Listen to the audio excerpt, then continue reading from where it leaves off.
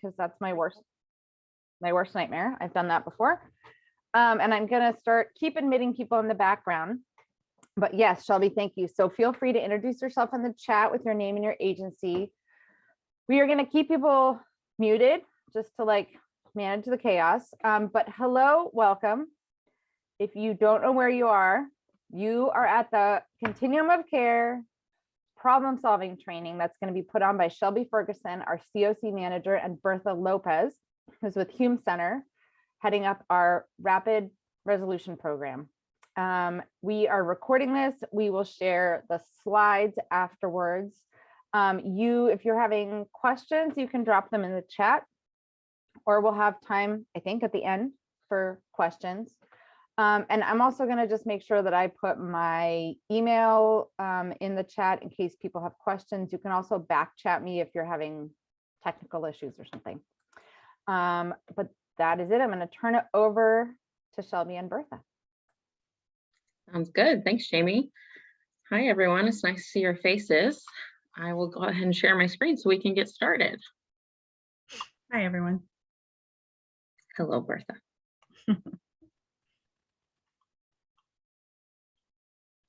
All righty. Well, welcome to our CoC training for January. Like Jamie said, it is on problem solving today. So that is what we'll be talking about. You'll hear from me and Bertha, as well as Samantha from Hume Center. So hopefully you'll get a variety of people talking. Per usual, try to keep yourself on mute if you can. Feel free to use the raise hand function, or you can put it in the chat. Jamie will monitor that since it's kind of hard to see when you're sharing your screen, but feel free to interrupt at any time. You don't have to save your questions to the end. We have plenty of time for questions, so no worries there. Okay, as far as our agenda for today, what we're going to cover is what problem solving is, why problem solving is important, who should be conducting problem solving, with what populations, how to have a problem solving conversation, and then we'll spend quite a bit of time on some examples and breakout rooms. Don't worry, they'll be fun. Okay, so let's jump right into it. Problem solving, if you aren't familiar, if you haven't heard the term, basically it's a creative conversation that seeks to quickly address a person's homeless status or housing crisis.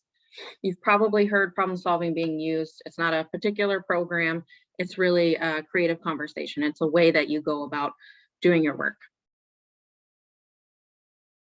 The goals of problem solving are really two basic things: to either prevent people from coming into our homeless system of care in the first place, from experiencing homelessness, or if they're already in our system, is hopefully to immediately resolve or quickly resolve their homelessness once they're here, if possible. Those would be the main goals of problem solving.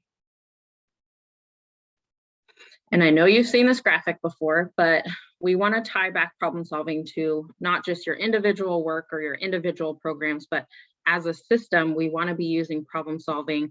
And the whole goal of it is that we make homelessness rare, brief, and non-reoccurring.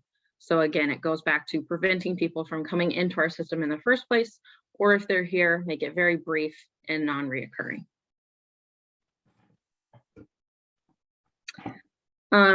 And then, so problem solving kind of came about after coordinated entry started, but basically before coordinated entry, before problem solving, people were really assessing just at the very front people's needs and vulnerabilities, putting people on wait lists or giving people phone numbers, and really asking upfront right away if someone would be willing to go into shelter. And then kind of trying to see who they were, what programs they were eligible for, who had a bed, things like that. Now that we have coordinated entry, that was developed in 2017 in Contra Costa, and then we have implemented problem solving since then. But basically, we're shifting our approach from those things to having these structured problem solving conversations, which I'll talk about the triage tool and how it relates to that. Making sure that we're supporting crisis resolution so people aren't having to enter our system in the first place. If you are like a prevention provider, that would be a goal using problem solving. And then instead of asking, are you willing to come into shelter? What can we do to keep you from coming into our shelter, from entering our system? Those are some questions that we're asking now that we've shifted our approach. And then most importantly, like what would resolve your current homeless or housing crisis, instead of trying to figure out, what programs they might be eligible for, who has a bed, those kinds of things. Okay, so problem solving, like I mentioned, it's really part of coordinated entry. This graphic is actually from San Francisco. They implemented problem solving a couple of years ago, but we thought this was a really great graphic because problem solving is at, initial access points, but it's also throughout the work that you do with someone. So if you're an access provider like 211, CORE, or care center, you're definitely doing problem solving through the triage tool. But let's say you're a case manager at a shelter. You can also be doing problem solving. You can have those conversations, and it really is part of that coordinated entry process. So it's actually the first part, but it can go along with or after assessment, things like that. So we'll talk a little bit more about that. The lovely triage tool, which most of you are familiar with. We're not going to go through it specifically, but I did want to tie this back to problem solving actually starts with the triage tool. That's the whole goal of our triage tool on Contra Costa, is to get you all to have these problem solving conversations with people. These are very, prescriptive questions. You're asking the same thing for every single person. So this is just kind of the first stage of problem solving.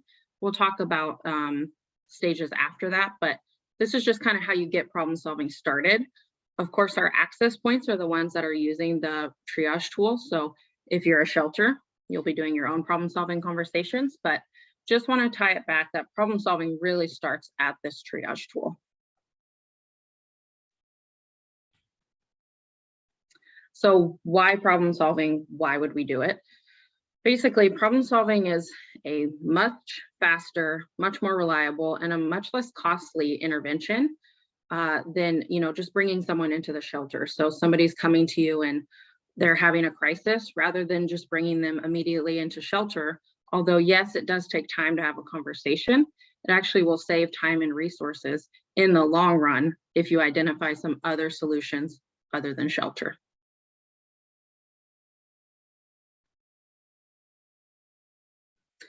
Okay, and then benefits of problem solving at the individual, family, client level. It really avoids them traumatizing or re-traumatizing them by coming into our system, whether that be the first time, the second, or third. So if we're able to divert them from coming in, that avoids all that trauma that they might have in entering a shelter, because shelters can be traumatic, just the experience. It really, as a system, it decreases inflow into our shelters, which we always want, and we're always working towards decreasing our inflow into our shelters. It's also less costly to our system of care. It doesn't cost anything to have a problem-solving conversation. It's simply that, it's just a conversation. It's also a client-driven approach. So it really gives empowerment to the person that you're talking to really drive what it is that they're wanting to do as far as resolving their crisis. And it's not you, in the driver's seat taking the lead. It's really driven by the client, by the participant. And also, this is in my way. Oh no. And then it helps us have the ability to find the most appropriate resource for them rather than just what's available. So sometimes shelter is the only thing available, but we really want to find, as much as we can, the most appropriate resource for folks. Okay, so who should be doing problem solving? Everyone should be doing problem solving. So not just their access points. Usually that's what we think of who's doing those initial problem solving conversations, because they're using that triage tool, which is great, but really problem solving should be happening throughout our system. That can even happen once somebody is in housing. Maybe they're experiencing a crisis and they're about to be evicted, or they might have to leave their apartment. You can do problem solving, have those problem solving conversations to avoid them entering our system again. And basically, problem solving should happen at the first encounter that you have with someone, which would be our access points. But again, it happens throughout your work, and maybe it happens in every single conversation that you have with someone. So maybe you're working at a shelter, you're a case manager, and you're meeting with someone once a week. Every single week, you can be having a problem solving conversation. And just remember that problem solving isn't a solution for everyone. and it might not work the first time you meet with someone, but it is definitely worth exploring for everyone, because you might end up with a solution that doesn't cost anything and really get someone out of your shelter or from entering our system in the first place. And can I add something to that? Please. So it's important to have this continuous conversation at different times in your, in your interaction, because just because today there was no solution doesn't mean that the person that kicked them out is still mad at them a week from the day that they got kicked out. Sometimes they're able to reconnect because that person's no longer mad, or they've worked some things out that has created a solution. And it could be really, really simple. And conversation can sometimes get them reunited and placed appropriately other, than the shelter.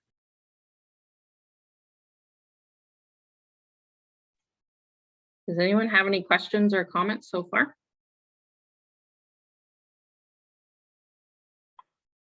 Okay, gonna keep moving. Thanks, B.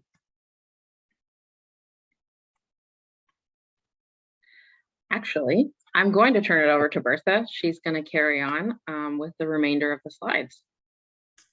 Okay, so the basics of problem solving begin with observing without judgment. People are going to come to you, with their crisis, and you just have to meet them where they are. Listen, empathetic, be as empathetic as possible. Listen to what they have to say, and then try to put yourself in their place and understand their feelings and their needs. And then just, use your motivational interviewing tools that you've developed along the way in your work that you do every day.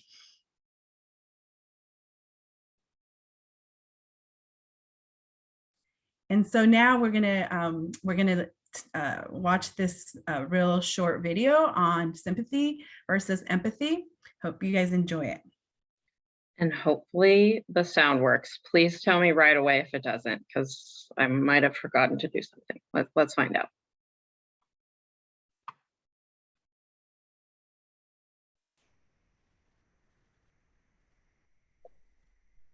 Sound is not working, Shelby. No. One moment. Dang it. Jamie, I forgot to click that share your sound button when I come in here.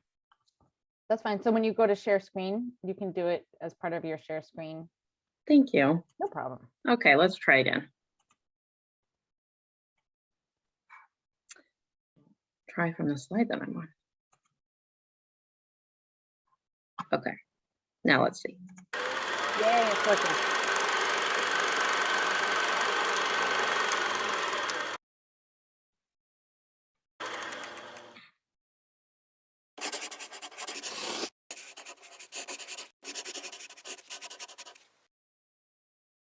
Stuff goes wrong for all of us, and at some point, it's our turn again to land in the pit of despair.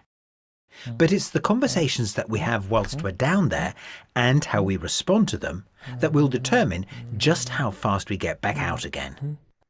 Essentially, people will have one of two responses to us when they see us in pain: sympathy or empathy.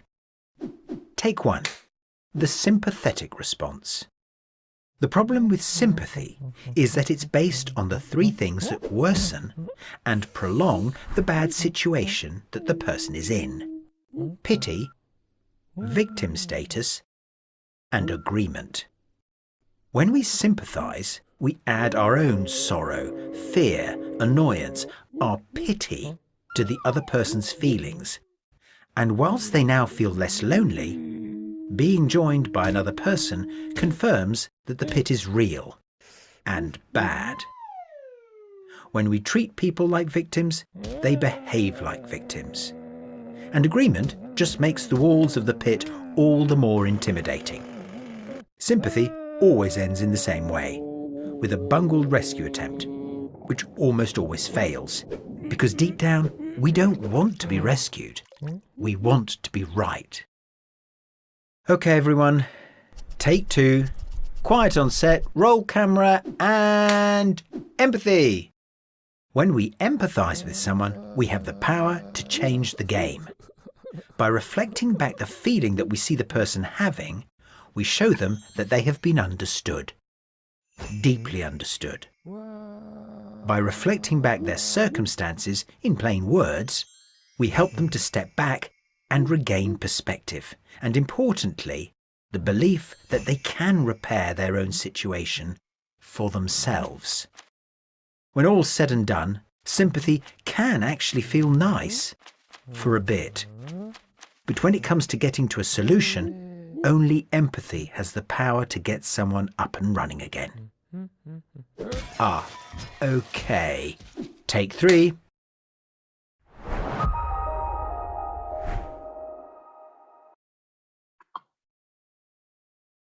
Anyone have any comments or feedback about the empathy versus sympathy?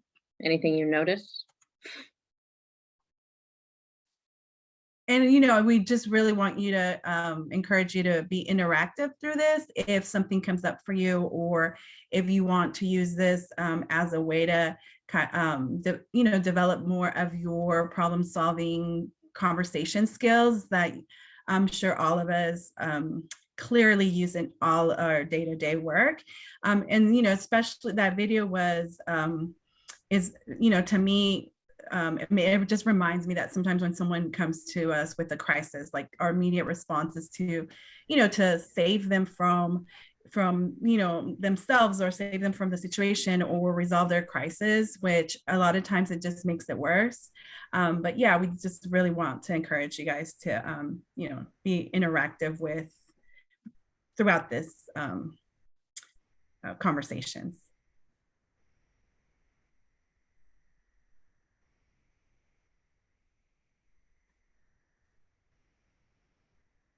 And folks are free to add stuff in the chat too.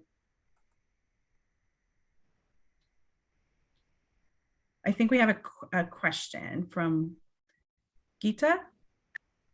Yes, hi, thank you for taking my question. So what is you told me what is thank you for excellent work, by the way, excellent work. But let's say I sit down and I talk to you and I pour my heart at you, and you're just perfectly there to hear what I'm thinking, and because what I'm thinking makes me feel so bad and miserable because I don't accept what I am, and you're listening really out there with me. Are you going to get me a solution or not is the question. Thank you so much. I have no idea if I'm going to get you a solution, because first of all, I don't know what your problem is at this moment, but I'm going to do my best to make sure that you are heard and that you feel like you have an ally. And I will, if nothing else, I will make sure that you go away knowing that there are resources out there that you can be connected to that will hopefully help you. And, I take a personal, for me, it's like I personally, I challenge myself to walk along the side of the person that comes to me, whether it's a phone call, a warm handoff, digging for more resources, whatever it takes to make sure that that person that is coming to me feels supported. And there's not going to be a solution always, absolutely not, because we can't resolve everybody's crisis, but I do want them to feel like heard, and I want them to feel supported. If nothing else, I can offer those two things. So if I can weigh in here for a second, one of the things that we've been studying quite a bit on our team is motivational interviewing. And if you look at the tenets of motivational interviewing, one of the foundational principles is the fact that as far as solutions are concerned, the person probably has the solution within them, and your job as a motivational interviewer, and empathy has to be an inherent thing that's involved with how you're paying attention to these people. But the idea is to bring out that solution from them, because if I give you a solution, it might work. It might be the best solution ever in the world. But until you claim it and feel it as your own, it's not going to be an effective solution. And so motivational interviewing, one of the tenets is to bring out an answer, and you can guide gently in different ways, but you want them to figure out what that answer is from within them, what's going to work for them best. Absolutely. And Jamie put it in the chat, there is some materials about motivational interviewing in our previous, the CoC training, recorded training. There are some materials there that you can access for more information about motivational interviewing. And absolutely, that is the key to having these problem-solving conversation, is the ability to bring someone from being feeling like a victim to becoming victorious within them, their own crisis and struggle. Jill, Also, you have your hand raised? there's also Oh, go ahead, something in the Jamie. chat worth amplifying. I don't know if you can see Sean's comment, Bertha or Shelby. Sometimes having that conversation can help the individual identify a solution, or maybe not a solution, but steps and things to do, barriers to overcome to reach a solution, maybe a solution or plan that going into the conversation, the individual didn't think was there or have in mind. Right, and part of that also is solutions aren't looking for necessarily a final solution. There have to be the steps that go along, and it's one step at a time, or you could even say one solution at a time for each step. And we'll get to practice some of that, and you know, in some of the examples that we have put together for you guys. We'll get to actually practice some of those skills as a group. I wanted to comment on the section where in the video it talked about being right. I think that little nugget is really important, and it was mentioned earlier too about people who are experiencing the crisis of homelessness most likely have an idea on how to solve their problem, and that in their crisis they are totally right. Like, they are right to have this plan to say, this is what I want to see, but it's like somebody just mentioned, you know, teach them how to fish. Well, some of us may already know how to fish, but we don't have our fishing license, nor do we have the money to get our fishing license, or a pole that works, or, you know, is it just a stick and a string, you know, like, or are we going to jump in the water and just take that fish with our bare hands, right? Like, so there's all of that like in between factor where the person in crisis usually has a solution of their own. So it's just a different way to look at that, and yeah. Yeah, definitely empowering people to use their own fishing pole is great. You know, a great way to help them fish. Absolutely. Most people, like you said, have an idea of what it would take to get out of that crisis, whether it's something that can happen immediately, or it's going to take some steps to get through. That is, you know, that's just, it just depends on the individual's situation for sure.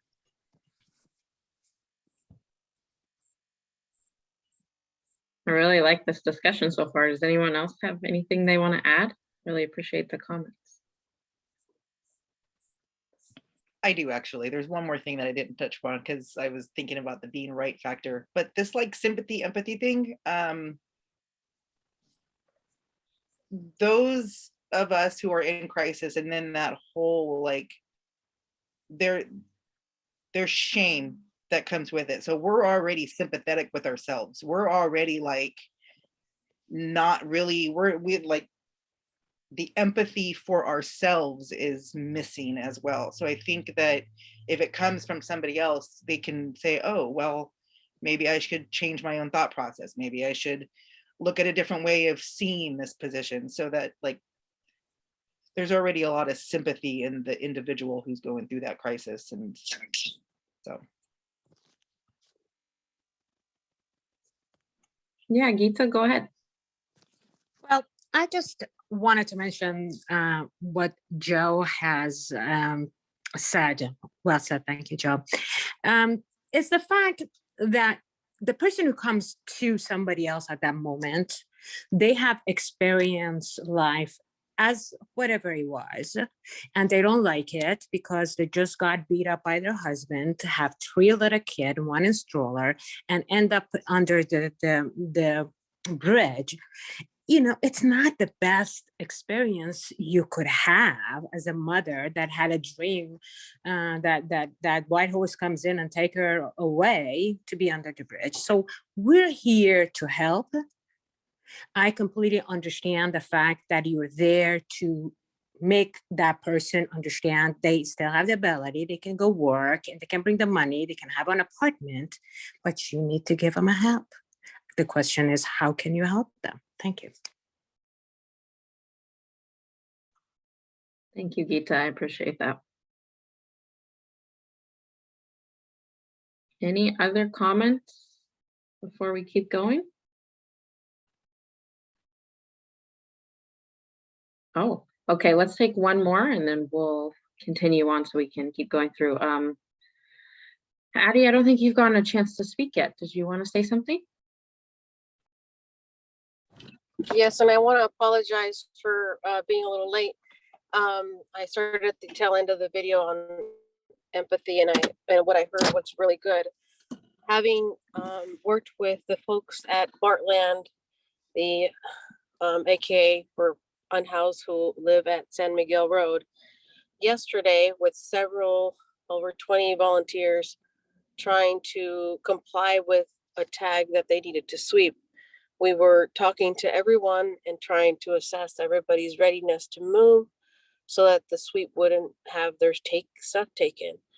I think what I'm learning as I get more involved in activism or advocating, I'm finding that, sympathy is definitely one of the key things. And then again, no judgment, regardless of what situation they're in. But we need our city government or county government resources to be customizable and flexible. And we want to see more resources for even individuals like me in the community when we're helping folks. There was a gentleman who got tagged by police and said, you need to move or we're going to remove you out of your vehicle, because his vehicle is not running because he doesn't have a battery. CORE will not respond quickly enough, and I don't even know if they have the capacity to get this person a battery so they can comply with the sweep mandate to move somewhere else. I had to give somebody from donations from someone else in our group $650 so they can go to Pittsburgh and try to find a safer place to park. And they still got tagged and a ticket for parking on the sidewalk, which wasn't even accurate. Another gentleman moved to another street with his motorcycle and his things to unload on a street that had no cars parked in it while he was unloading. Got a ticket for not having his wheel parked on the right spot of touching the sidewalk for $175. And the police knew all these folks were moving today to comply with their sweep tag of sweeping by Wednesday. But yet we're following them around as we were moving them and ticketing them and giving them tickets of over $100 and tags. The gentleman with the truck that had his stuff full got tagged because they went up to the truck and they didn't hear from them, so they tagged it for unattended. That's something that doesn't happen unless you leave a car in a neighborhood and you don't see it move for 2 or 3 days. So the cops were going around following the people that we were moving to other places. And when we did get a chance to talk to them, they're saying, we're mandated to do this because there's a new trespassing law. Well, there's a Ninth Circuit court ruling named Martin versus Boys that says they have to leave them alone when they can't offer adequate shelter. Adequate for me means that works for the person in their situation, depending on what services they need. And I feel like we could have all the empathy in the world and all the intentions of goodwill and approach people with no judgment. But if our local resources, our taxpayer funds aren't customizable and our policies aren't helping us to help others, we're screwed. You know, really, really screwed. Not only the in-house, but us who are trying to help. So I was kind of hoping that the rest of this workshop is going to go in that direction. Let's talk about some of these other issues that aren't working. I'm going to mute now. Thanks, Abby. Well, today I really appreciate that, and I hear you. Today we are definitely focusing on having the problem-solving conversations. You bring up good points, and obviously problem solving isn't gonna, like we mentioned, you might have missed, but it's not gonna help everyone. It's not a solution for everyone, nor are we going into these conversations trying to come up with a solution for the person. It's really to have an explorative, is that the word, conversation with people creatively to think of ideas or resources that they already have that we could tap into. We're going to talk a lot more about that.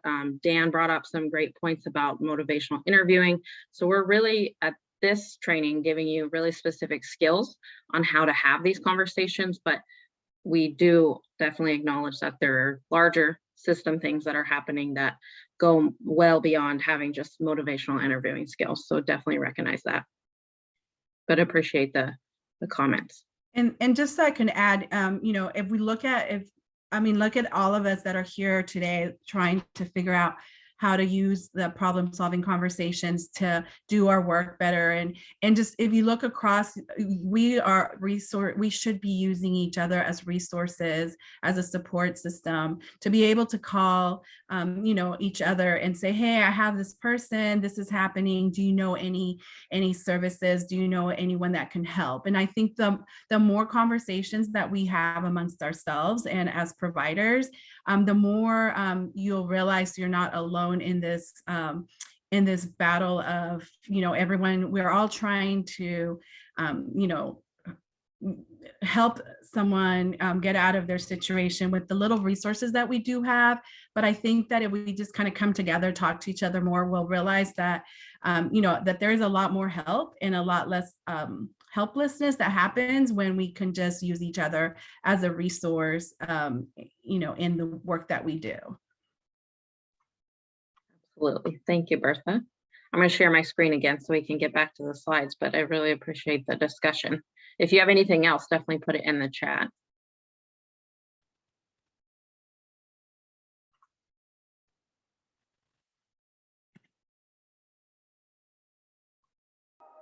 Oh, no.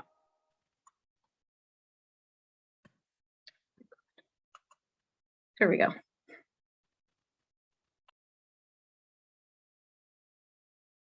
Oh, Bertha, you're on mute. Again, bringing it back to motivational interviewing and how to motivate your clients and the people that you work with. You know, open-ended questions, active listening, work alongside the person experiencing the crisis.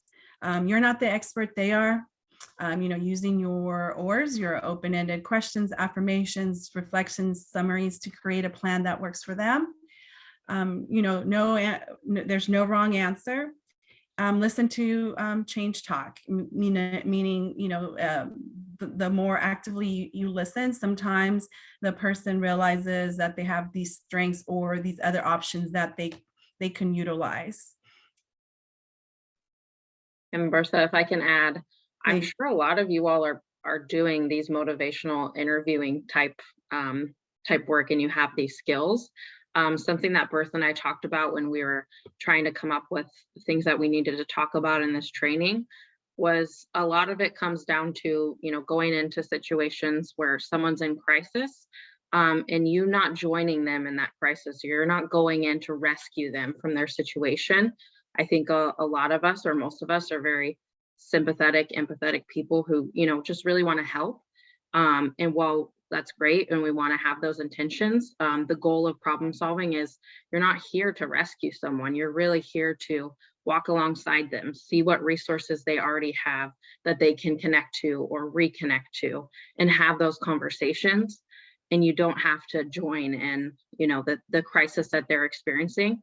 One of the best things you can do is, you know, being a calm, grounded voice for them, not just to listen and hear their story, but, you know, to help them think a little bit more clearly about their situation. They're in a crisis, so it's your job to be kind of that sounding board to think of potential solutions, or help them think of potential solutions for themselves.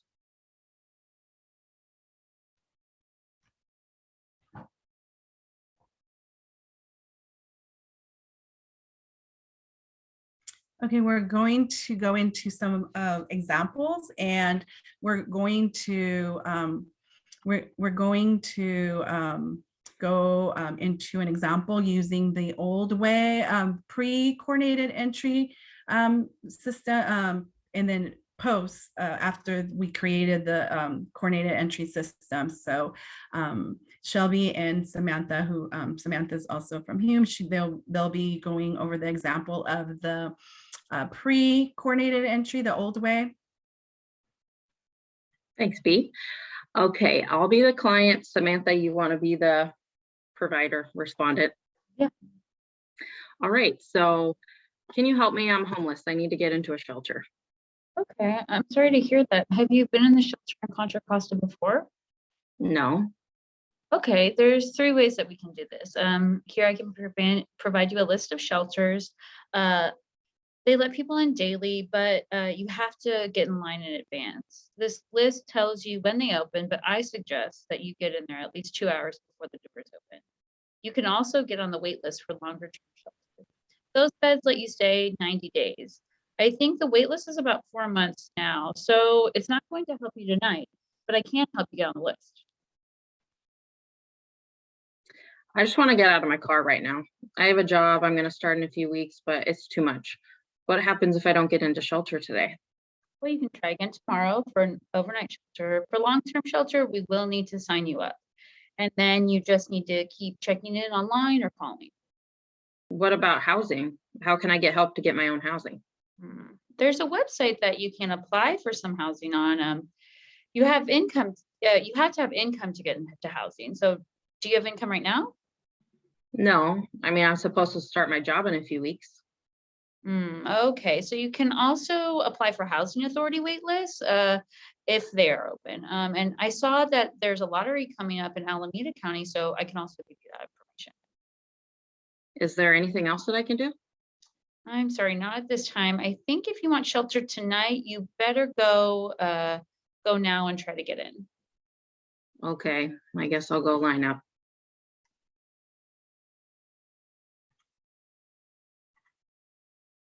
So as you could see, that's very discouraging. It's you know, it's very discouraging, but I want to see what we want to hear what you noticed from that dialogue.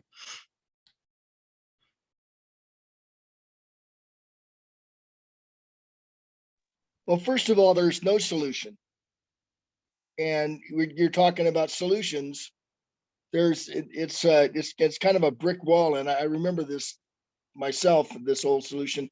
Bay Area Rescue Mission is one that they might be able to get in as well if they're in the Richmond area. But this is one of the reasons why the changes we've been going through is good.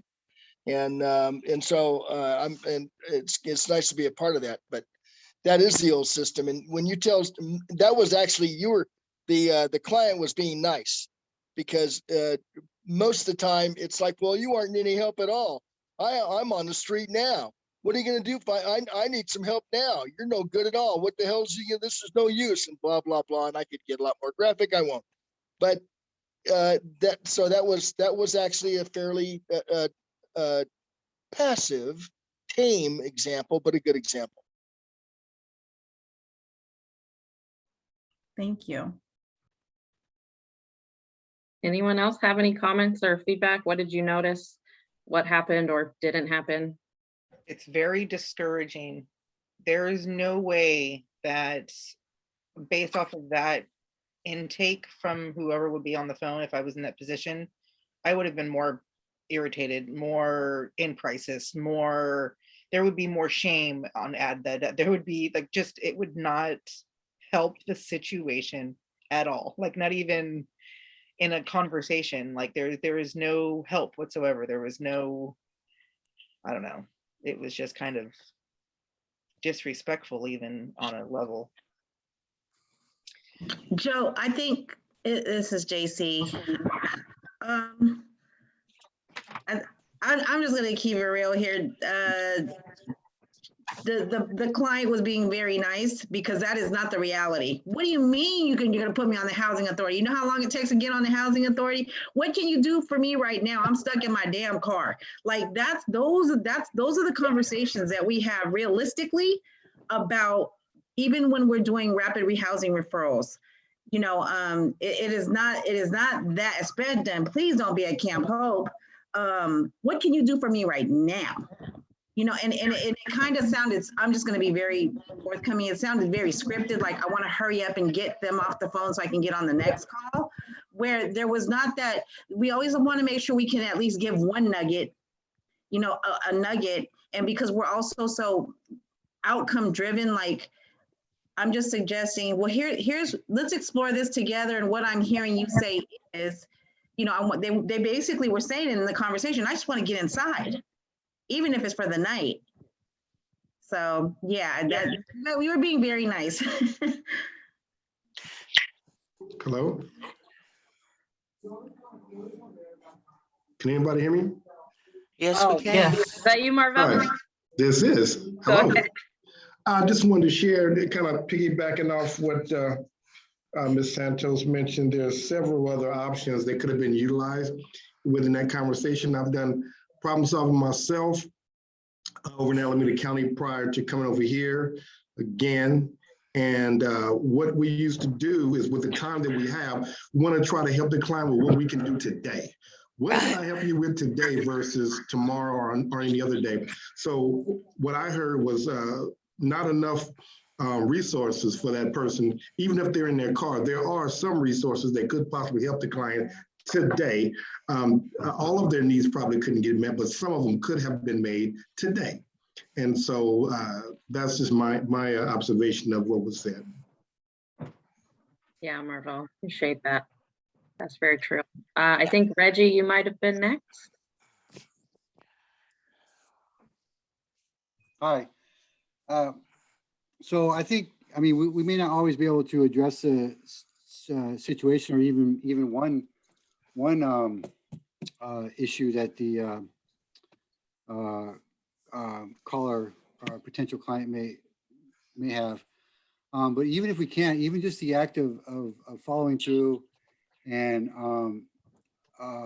you know, making some calls while they're on the phone, because most of us have two phones. We can pick up the other phone and call while that person's on the phone, you know, just to make that effort to get that person connected. So at least if nothing happens, because we all know it's, you know, a lot of times we can't get things done, especially if it's like last minute, we want to, but we can't. But at least it shows that, you know, hey, you know what, this person that's trying to help me is, you know, calling this person and trying to connect me here and there. So I think just that act of attempting to do a warm handoff really helps a lot. Yes, most definitely. The warm handoffs were not happening in that example. And I saw Sharon, you asked if what problem solving could have or would have done. We will do a better example in a minute. But thank you, Reggie. Either Sarah or John, I think you might have been next. I know neither of you have spoken yet.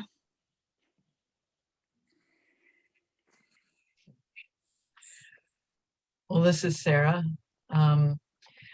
My comment was just that I agree with everything everyone's been saying about the impact on the client and also the likely reaction of the client. And I was also just thinking about the provider. It seems like if you don't have resources to offer and adequate supervision, whatever, it's just a setup for burnout and hopelessness on the provider side as well. Yeah, I actually was thinking kind of a similar thing, Sarah, hearing the comments and feedbacks. And I'm glad that we're thinking about the people that are coming to us in crisis, because that's really important. And we can address that if the staff are tired, burnt out.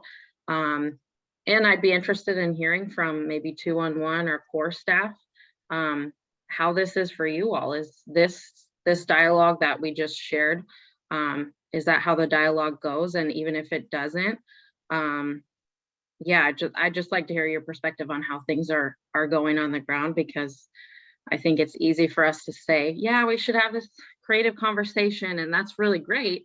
But there are definitely things that get in the way. So I would love to hear from core too about that, and 211. So Sharon, I know you're here if you wanted to chime in. Yeah, I can't find my hand up thing, but so yeah, you know, in a perfect world, this is all very nice and tidy, but the reality is you can't give what you don't have. I mean, you can't, I mean, I can suggest all day or ask them to consider, but at the end of the day, if the resource isn't there, it's just a big circle. And then I think people get more frustrated with the fact that you're knowingly sending them off to someplace that's not going to have any room, or not going to have any, or answer, or, you know, whatever. And it's very difficult day in and day out, especially, you know, when you got 6,000 homeless people in Contra Costa and maybe 160 beds. You know, I mean, do the math on that.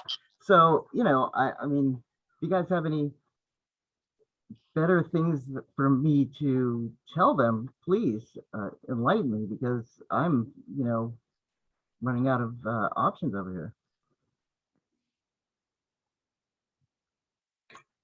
I appreciate that, Sharon. And I think what you're bringing up is a really unique thing to 211, and probably core staff as well could attest to that. But as 211, you probably don't have necessarily all the time to have these problem solving conversations, because they do take time, and you have a lot of people calling. So I hear that frustration. It's not necessarily the problem solving. I mean, the problem is they're homeless. The problem is if they don't have any family in another state or anywhere else, then it's still a problem. Right. Yep. No, I appreciate that. And, you know, problem solving isn't going to help everybody. Actually, when it first came out, they said maybe 10% of the people who you interact with or, you know, have a contact with, this will actually work for. But that was just a guesstimate. But oftentimes there are way more people who have some sort of resource they could tap into than we know of. So yeah, I can't necessarily address your frustrations, but I do really appreciate your feedback. Shelby, I think it's John and then Count. Yes, John, sorry, your hand's been raised for a while. No worries, thank you. Yeah, I really like this conversation. It's nice to kind of relate to other people with this stuff. For me, to be honest, when I talk to most of the folks that I talk to, they're like kind of so used to being told no or thrown to the next person that they're usually just like really, one second, Sophia, they're usually just like really happy that I'm even here, even like listening to them in the first place. And a lot of what I get a lot of is like, oh my God, you're like the first person to answer, or you're the first person to talk to, you know, to talk to me. And just something I also wanted to add in is like, you know, as a male, I also feel like I have to like throw in kind of an extra bit of understanding of whatever trauma or whatever place that they came from, so I can, you know, be as empathetic as I need to for them. And it's something I'm still working on. But I just wanted to say that, that yeah, like we really, it's hard to have an answer right then and there for the same day. Sometimes it works out and it's like the best thing ever, but most of the time it doesn't. But from my experience, people are just really happy that I sit down and I just hear them out, like even if I really don't have anything else to say, so, or give as a solution, you know what I mean? So those are my 2 cents, but really grateful for this meeting. This is a great topic. Thank you. Absolutely. Thanks, John. Count, your turn.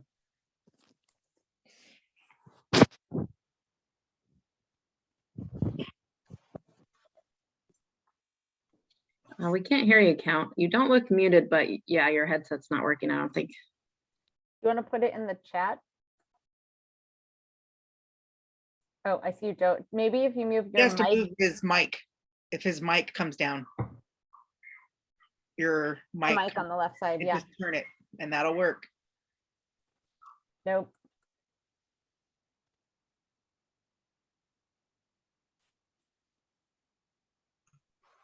Sorry, Count, you could try calling in. Jamie, can we get the call-in information put in the chat in case no anybody problem. else has audio issues?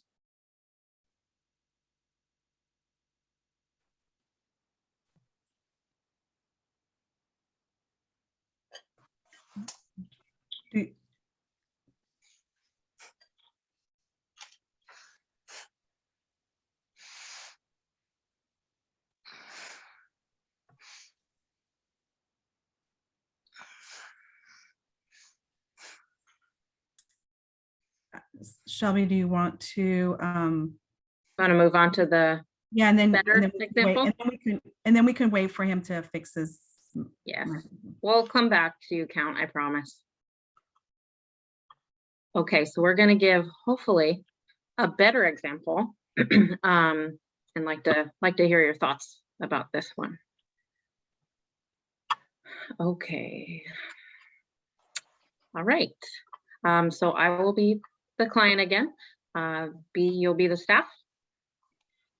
Alrighty. So can you help me? I'm homeless. I need to get into a shelter.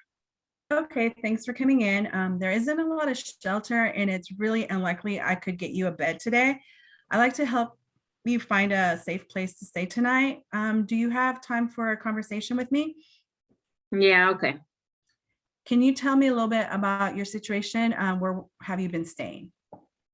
Well, I'm sleeping in my car right now at Target. A friend told me she saw people stay there. It's pretty messed up and there's a lot of people doing crazy stuff there. I'm sorry to hear that. How long have you been staying there in your car? Since last Friday. Okay, so not so long. Where were you staying before that? Well, I was staying with my grandma, but she threw me out and told me I better find somewhere else to go. Oh, I'm sorry to hear that. How long have you been staying with your grandmother? I've been there about 6 months. Okay, so your grandma let you stay with her, but then she told you to leave. Can you tell me what happened? Well, she got mad because I wasn't doing anything. She knows I'm starting a job next month, but she didn't want me hanging around all day. And I have a friend who comes over sometimes who she doesn't like. Okay, you have a job lined up. Yeah, I mean, it's just a few hours a week to get started, but I have a friend who is getting a business ready to open, who said I could come paint and fix stuff up in the store, and then I might be able to work there. Oh, that sounds great. So you think that might turn into something full-time or long-term? I don't know, maybe. I hope so, because I want to get my own place soon. I can understand that. Would you be open to renting a room? I guess, but I'd still rather have my own apartment. Do you think your grandma would let you stay there again if she knew that there isn't shelter for you and that we're going to work with you to find a place you can rent once your job starts?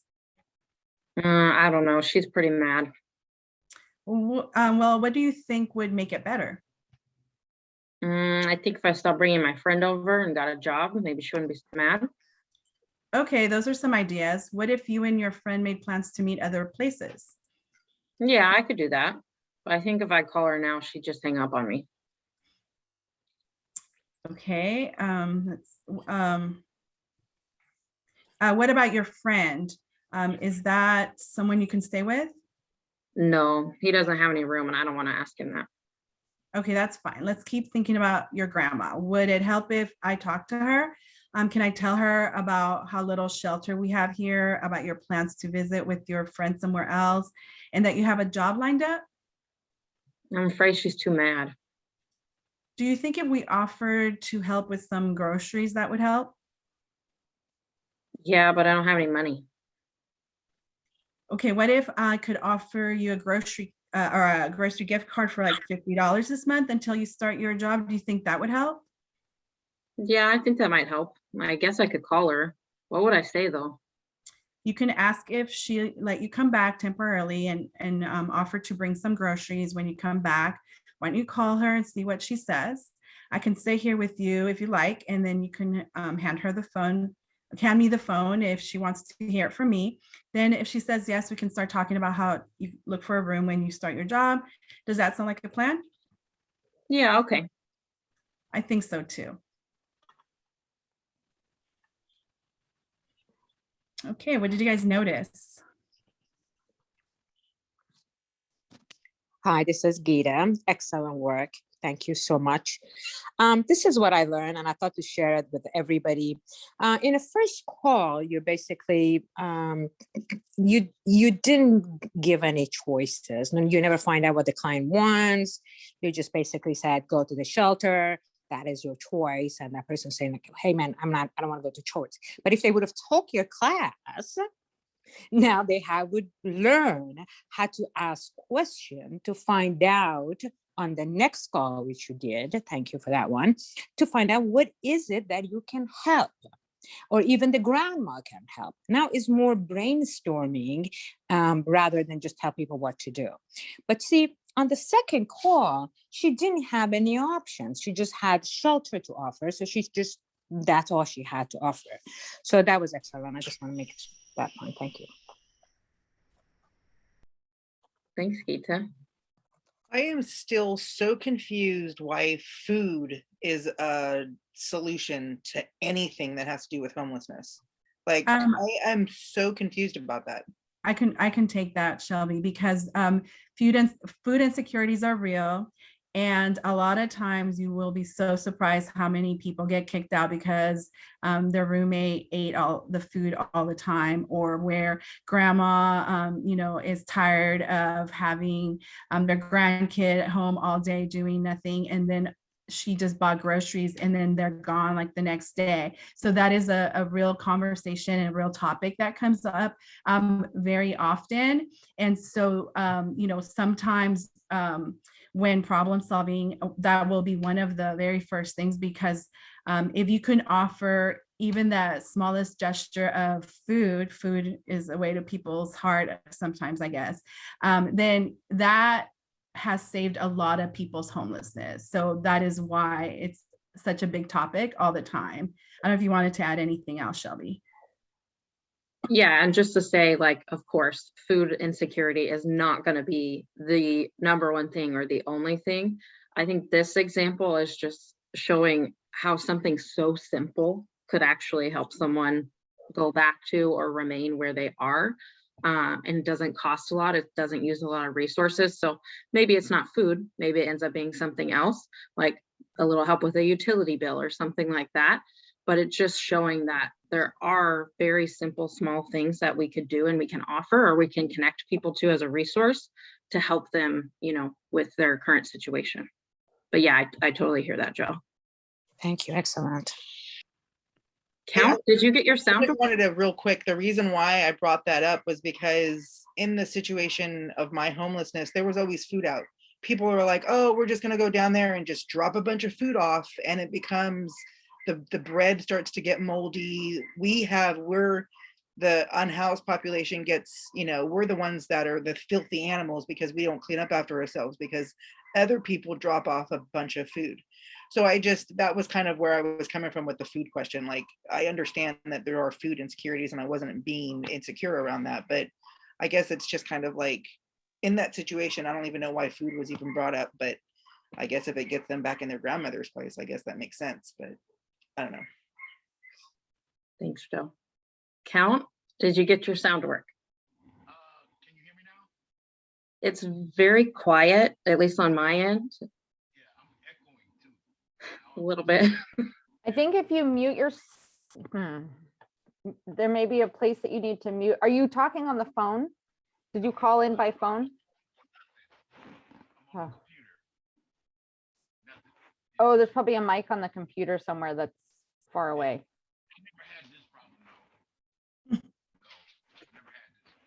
Yeah, it's so quiet, Count. I can barely hear you.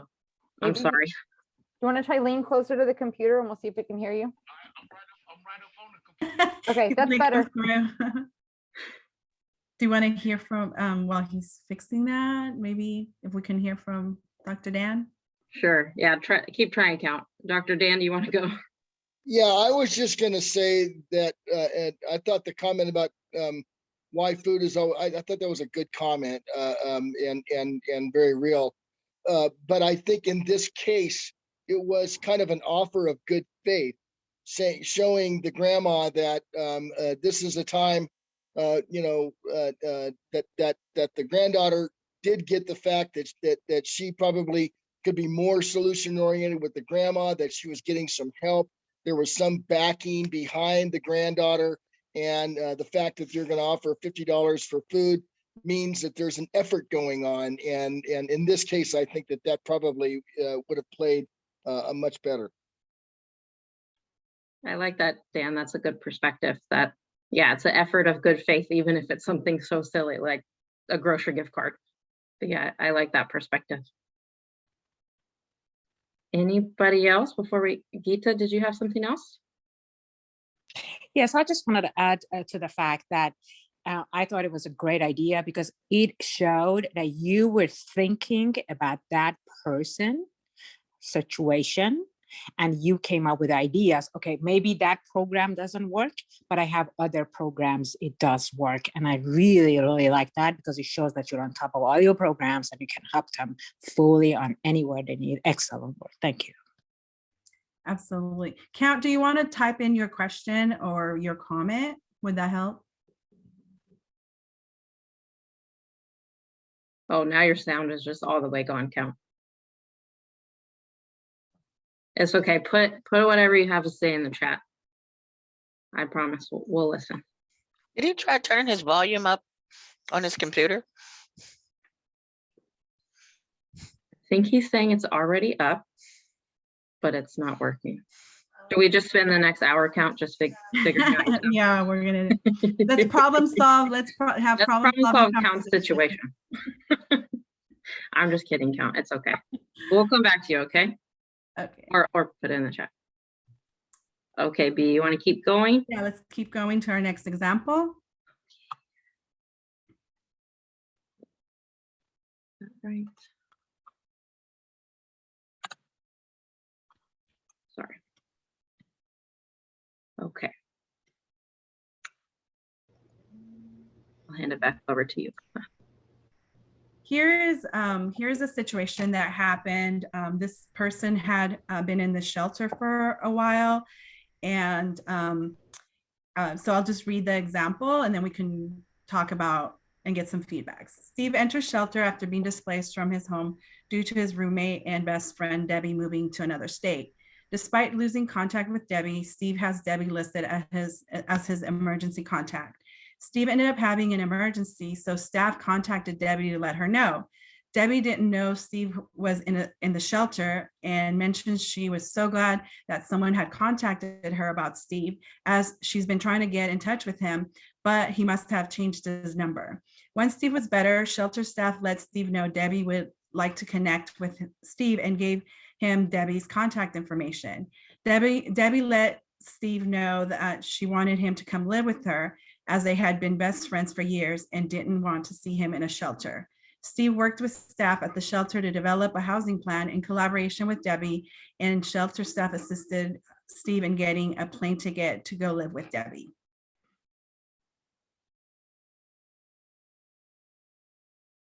Okay, so that's just an example. Can you go to the next? Yeah. And so what did you observe in this example? What is the good resolution? Was this a good resolution? Why or why not? Who benefits from this reunification, and what problem solving skills were used in this example? And Bertha, I think you said this was actually a real life example. This happened at a shelter. Yes, it did. Anyone want to take a what did you observe in this example? Can you go back to the slide real quick so I can read it? I didn't get all of it as you were. Yeah, so Steve was in the shelter and lost contact with one of his best friends, and she was part of his emergency contact. And when Steve had an emergency, one of the shelter staff contacted Debbie to let her know that he was in the hospital. And so Debbie was in shock because she didn't know that he was in a shelter. She had lost contact with him. And so she's like, oh no, I don't want him in a shelter. I want him to come live with me. And so so Debbie worked with the shelter staff to get Steve relocated to move in with Debbie. Valerie, you want to go? You haven't spoken yet. Yes, well, as an outreach worker, I've done this numerous times over the years. It's a win-win for everyone. It's if you can determine that someone has a place to go to, that you're not just sending a unsheltered person to another unsheltered situation in another state, and that they have a place to go to. I've always found it quite easy to secure the funds to send someone. I once sent someone to England. I repatriated them back to England. I've sent someone to Washington to be with family. Once you've determined that they have a place to go to, it's a win for everyone. And I've certainly felt good over the years doing that. If I know that they have a place to go to, family and friends, it's better than being homeless here with no support.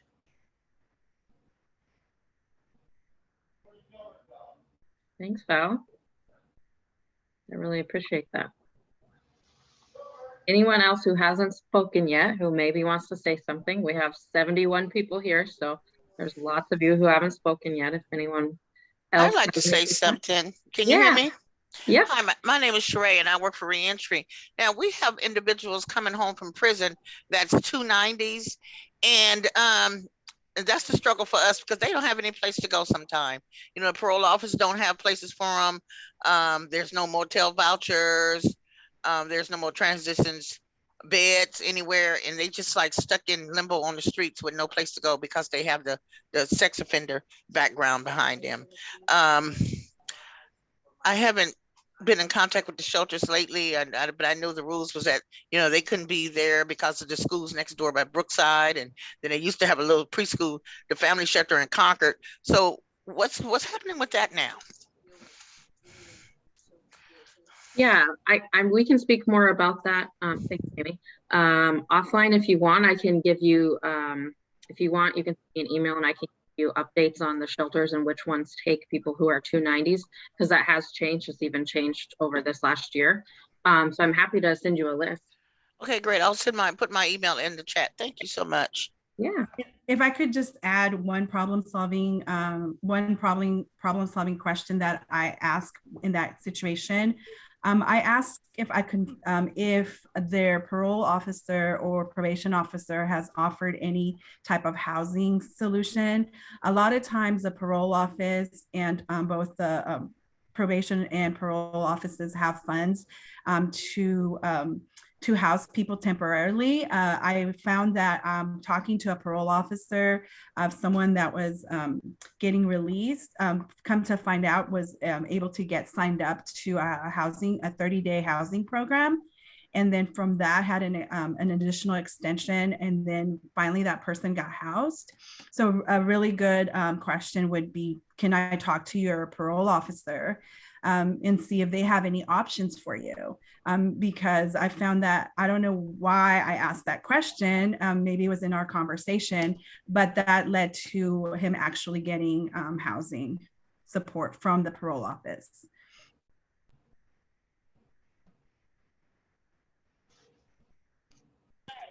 Thank you so much. On that example that you had up about that, I think that it's really important that when people come into whatever program system that they're trying to get into, that they do have some sort of emergency contact, and that there is some sort of like additional person that should be on that file. I think that's what I got from that example, is of how important it is to have an emergency contact. Definitely. Yeah, and Joe, like you said, that she didn't even know that her best friend was in a shelter. And I'm sure a lot of people would have that reaction if they didn't know and they were their emergency contact and were contacted. Hey, your friend or your brother or your mom is in a shelter. Might feel differently. Hi, this is John. Hi, John. Go ahead. I would also want to comment on the example. While the Prestige client did a great job in reconnecting him to the friend, it also tells us that maybe if initially when he came in, or they asked where he used to live and what happened, maybe at that point they would have been able to connect with the person who went to another state, and probably at that point he would have there would have been a way to get them connected and maybe help him go over there instead of staying at the shelter. Yeah, because then at the point that he goes, then the other person seems to have been ready to help even before. But yeah, so I'm just going back to the point that when people come, that at the initial point is good to see whether there are ways that they could reconnect with the resources they had before. But I'm also appreciating that the staff at the center did a great job in getting the person reconnected. Thanks, John. That's a great point. And yeah, that's exactly what we want to have happen. We don't want to make assumptions if someone did or didn't ask those questions ahead of time.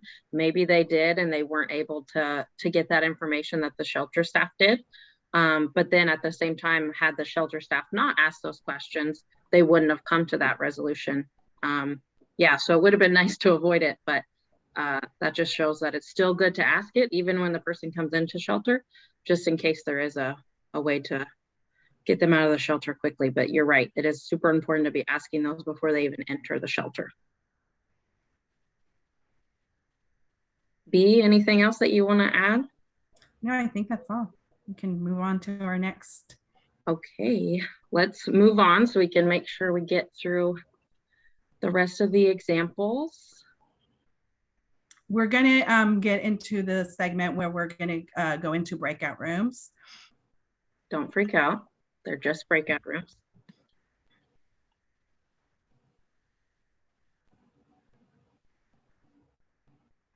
Okay, so Jamie, whoops. Can you help set up our breakout rooms? I can, and I'm going to make you and Bertha, and who was the other person that's going to, sorry? Samantha, me. There Samantha. we go. Thank you. Let me find you in my, there we go. I'm going to make you 3 co-hosts so it won't automatically put you in there. So we are going to have 2, correct me if I'm wrong, Shelby and Bertha, 2 that are prevention and 2 that are literally homeless? Yep. Okay. So you want to explain and then I'll open the rooms? Yeah, so we'll have 4 breakout rooms like Jamie's mentioning, and we have 2 different examples. One example is a prevention example. So you'll be going through a potential case of someone who hasn't yet entered our system and talking about how you can problem solve to avoid them coming into our system. So if that feels relevant to you and your work, or you're interested in a prevention topic, you can go to a prevention group. The other 2 groups will be a person who's already homeless, and you'll talk about problem solving that particular example. There'll be 2 of those groups. You can pick your groups, but don't all go to the same room. So I think, how many to each room, Jamie? Well, I have 4 rooms total, 2 prevention and 2 breakout, 2 literally homeless. So I just opened the rooms. And one thing that we can do is once people sort, if I look and one is really full and the other's empty, I can just throw people into the same category, but in a different room. Great idea. Gently, I will throw you gently. Okay, that sounds good. So do you guys see options to join a room? Are those breakouts showing up? And so you basically... Yeah. For me, it is. Okay. It should show, oh, looks like, okay, so for some of you, you may get left over for some reason. I will try and assign you if you haven't already joined a room. So there should be a little thing that pops up. Okay, I might just assign. You should get a blue button that says join. There's 2 prevention, 2 literally homeless. I don't know if it shows you all how many are already in the room. It's showing me how many are already. Yeah. So if you're not already in a room, show in the chat, just drop what category you want to be in, prevention or literally homeless, and I will try and physically place you there. It's already okay. Yeah, let's try this. I don't know why it's not working for everybody. I had to actually go find the little button on the bottom of my screen where it says breakout rooms. And you have to click on that for it to pop up, just like a chat. It pops up just like a chat. Okay. So it's there. It's just a click on the breakout rooms. Okay, trying to keep track. And Shelby, do you have access to this option too? I do. Okay, if you see anything, if you see people. I know this moving real fast. I know. Okay, hold on. Maybe I'll just start assigning people. Yeah, we may have to If you don't assign. like So it, sorry, everyone. I don't know why this isn't working. I'm just gonna put people in rooms, and we're gonna, if you hate your room, you can ping me. Well, I hope you don't hate your room. Bertha, do you want me to jump in the first prevention or the second? Some people are in multiple. They have. Go ahead and jump to the first prevention. Okay. Okay, I am going to join one of the homeless groups. Okay, let's just see. Are there still? There's like sometimes like people are logged in 3 and 4 times. I don't know why. Let's do. And if you can figure it out on your own, like Joe was saying, there should be something at the bottom of your screen where it says mute, stop video, all of those things. There's one that says breakout rooms. If you can click that one, you should be able to open that up and join a room.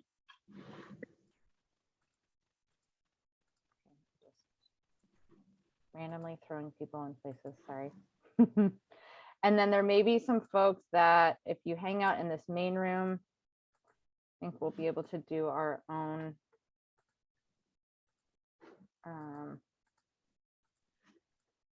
let's see.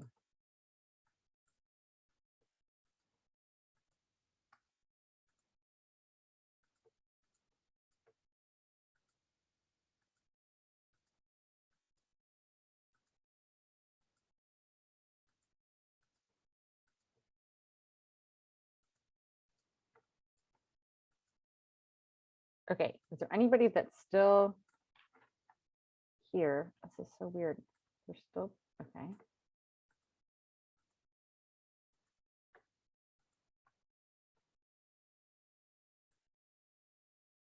Is there anybody still here that is not in a room that wants to be?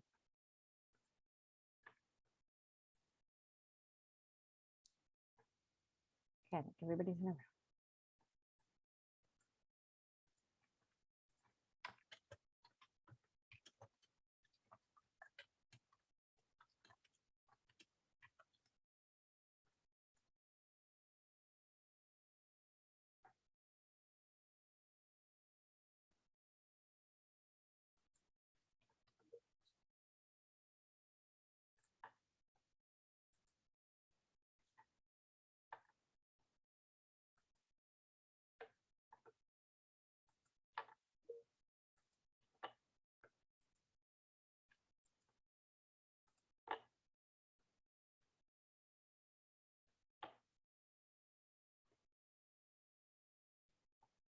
Addie, do you need to be assigned to a room or are you in a room already? Yes, I got logged out and I just wanted to get back in. Let me assign you to a room. Hold on one second. Okay, thanks. Were you in homeless or prevention? Do you care? Homeless is good. Okay.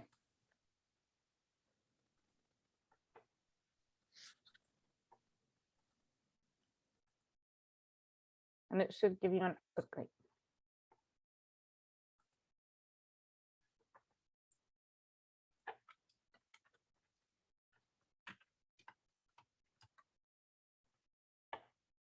So I don't even know how long it's been in there.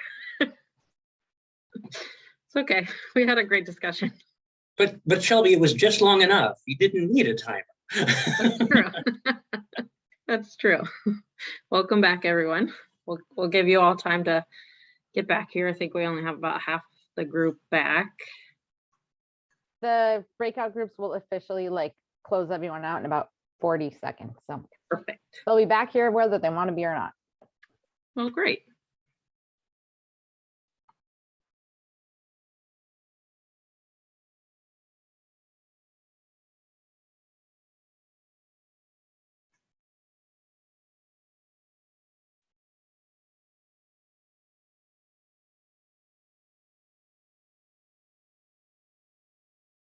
All right, welcome back, everyone. Jamie, should we hit record again?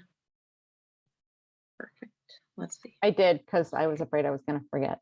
So Perfect. we're good. Oh, it is recording. Okay. All right. I think we have most of the group. Oh, we lost about 10 folks in the breakout rooms. Those breakout rooms always get you. That's okay. Happy for those of you who came back. Thank you. Let's go back to the slides. We only have about 15 minutes left, so I want to make sure we have time for questions. Bertha, are you back? Hello. Yes, I am. There you are. Okay.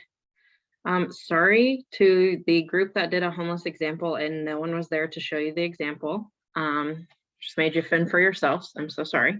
Thank you, Jamie, for stepping in. Okay, let's go back. Okay. Do we want to discuss, any group could go first, B? Yeah, I think we could just go, if anybody wants to chime in about their group, what the basics of problem solving did you use? What solution did you come to? Who and what benefits from resolution? And did you explore everything? What might have been missed? And you can just tie it into your own group discussion. I'm totally just going to jump in because we were the group that didn't have that first Oh, kind of no. scenario. We were like, oh, we don't know what to do. We're just going to start talking. Sorry about that. Then we got the scenario and we talked about that. So I'm just going to jump on in. Our scenario was a person who came in with substance abuse and they were having some issues with that. And she wanted to go back to her sister. And so we were just kind of open up the conversation. And one of the things I really liked about it was that it was very hope driven. It's that like looking into the future and not kind of like sticking on what's the problem is. And I think that's really important for somebody who's in crisis, is to look for that hope driven solution, to give them hope in their situation. And then we also talked about a mediator, how it would be nice to have somebody who can reach out to her sister on her behalf, because she thought she messed everything up and, you know, like she didn't want to reach back out. And then how important it was for clean time and to find pride in that clean time and to tell that story of her sobriety. And the other notes I have, it says about her messing everything up and how she's holding regret, and she's holding shame, and she's holding blame on herself. So to address that, which then goes into that, you know, hope solution, that hope driven solution.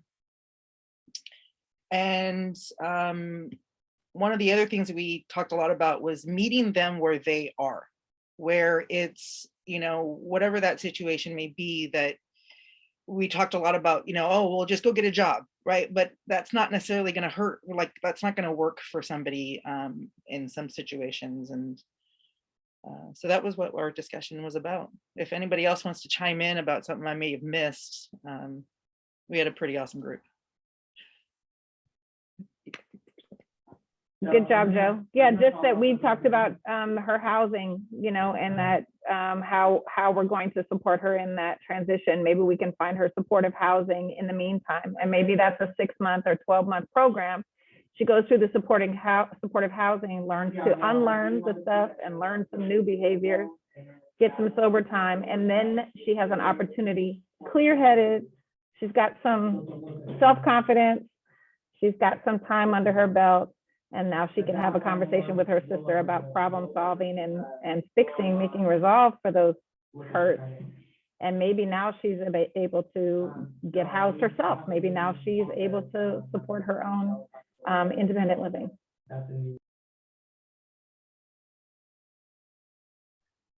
Thank you. That's a really great discussion. It was similar to what our group had. Anyone from my group want to add anything? We also did the literally homeless example. Wayne, you want to add something? What did we talk about? We talked about so many different things. We talked about basically building bridges with her in order to facilitate further conversations about stability and sobriety. We talked about, basically the struggle with getting people to buy in. We talked about shame and how in that period of shelter time, when people come into the shelter, at least this is the case in our facility, that people often come into the shelter in the back of their head thinking about coming into our program. And that period of time is when they're looking for bridges to be built.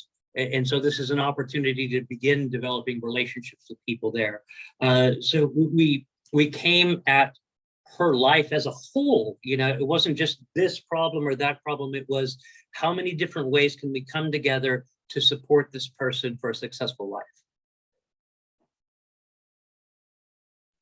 Thanks, Wayne. That was beautifully put. That's exactly what we talked about. B, or Samantha, you want to share what your group talked about? Or someone in our group want to share what they.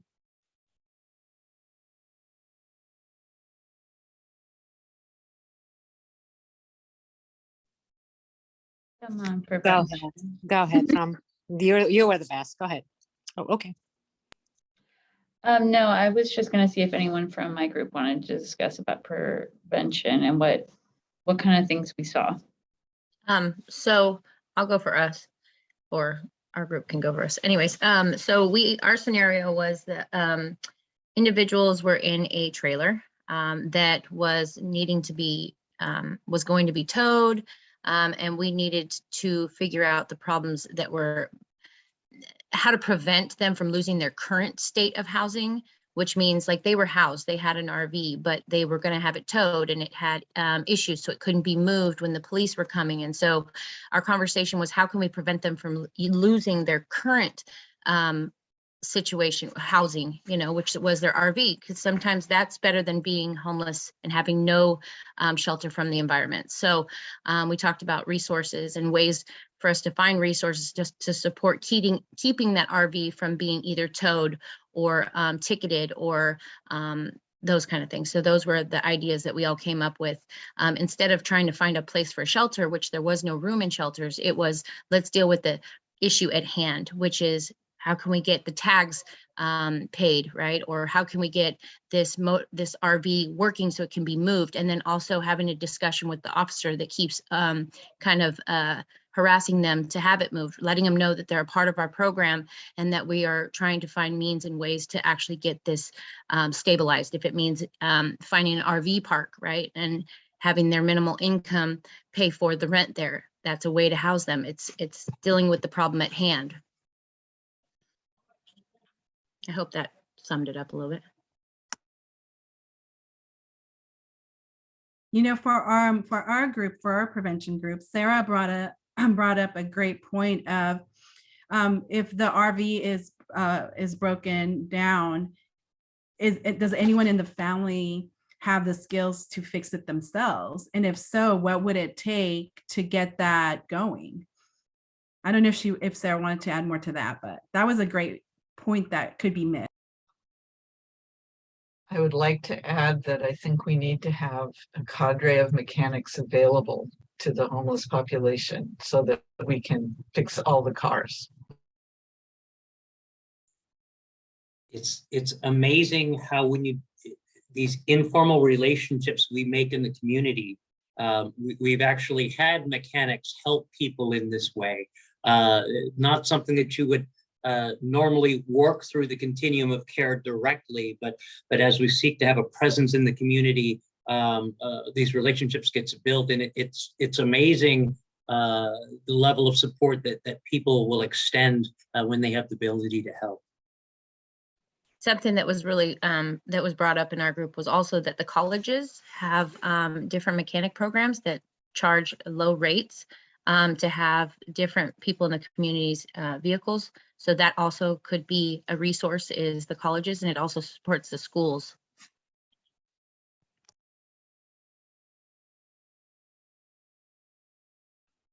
This is all great. I know we only have 5 minutes left. Any last minute comments? Yeah, I want to jump in real quick on this conversation of the cars, because when I was in my situation, my car was about to get repossessed, and the repo man literally hooked up to my car at like 2:30 in the morning when I was dead asleep. The cops got involved. It was horrible. He put a tracking unit on my car and he tracked me for 2 weeks before we finally saw each other, and he was like, I need my tracker back. And I'm like, good, because you need to leave me alone. Like, it was pretty horrible. It was terrifying.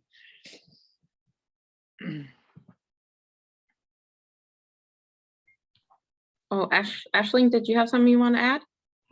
Hi, Shelby. Yeah, I just wanted to say that I think that it's so important for us to all remember that stress is such a huge factor in people's mental health, housed or unhoused.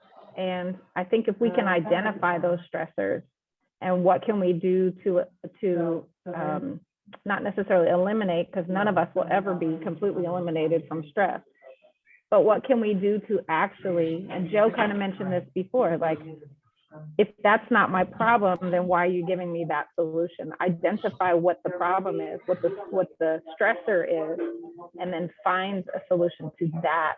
So we're actually helping them, not just throwing out random solutions. Most definitely. Dan? So I want to revisit a little bit the, I think, was it Wayne that said a cadre of mechanics? That is an outstanding idea. And with the college that has that kind of a thing, this is something that we should not let go. Let's not let that be a point in one of our wonderful meetings here, which I get a lot out of, and I love these meetings. Let's not let that point go by the wayside. I know that was a good idea, whatever happened to it, because I think that that is huge when it comes to solutions. And so if we could somehow start a real conversation with the higher ups on doing something like that. I know with my program, I've actually fixed a couple of cars through the SSV. They have a budget for that. However, a lot of people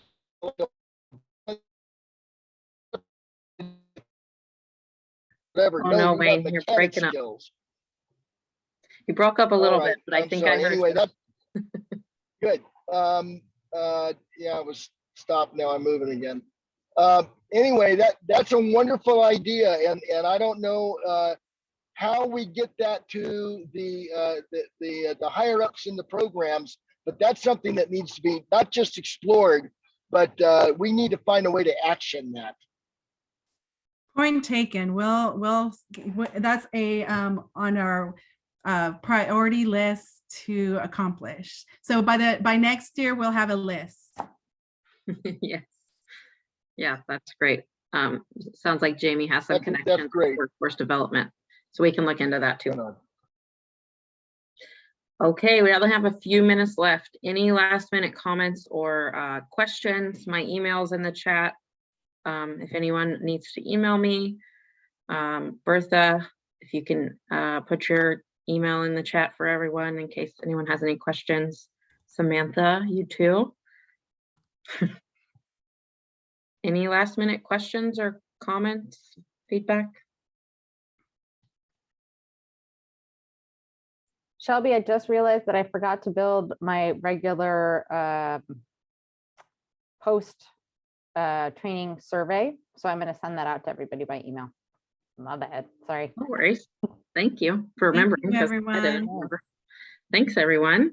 Really appreciate your time. Absolutely. Thanks, everyone. Thank you, everyone. See you all next time. Thank you. I feel like I've worked Bye. with many of you already, but I've never really ever seen your face. Bertha, I worked with a lot. Thank you, Bertha. Thank you, Shelby. Yeah, I'm sure nice you'll to be see you, hearing from me Sharon. soon. Okay, thanks. Absolutely. Bye. I will stay on for a minute or two in case Okay. questions.